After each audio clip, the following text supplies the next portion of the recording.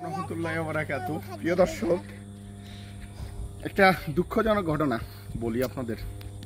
আলোচিত টিপকাণ্ডে যখন আমার চাকরি চলে গেল, এই যে আমার মাথার উপরে যে বাচ্চা দেখতেছেন, হ্যাঁ, এই বাচ্চাটা 1 মাসের ছিল। সেই বাচ্চা নিয়ে আমি আমার ওয়াইফ নিয়ে প্রেস ক্লাবে অবস্থান কর্মসূচি পালন করেছিলাম। 5 তারিখের পরে আন্দোলনেতেও ছিলাম, প্লাস 5 তারিখের পরে আমি আইজি স্যারের কাছেও আবেদন দিছি এবং তারকাদের বিরুদ্ধে মামলা করেছি। তা জাতির দেখেন, আমার সেই বাচ্চা, আমার কি বাচ্চার অপরাধ কী ছিল?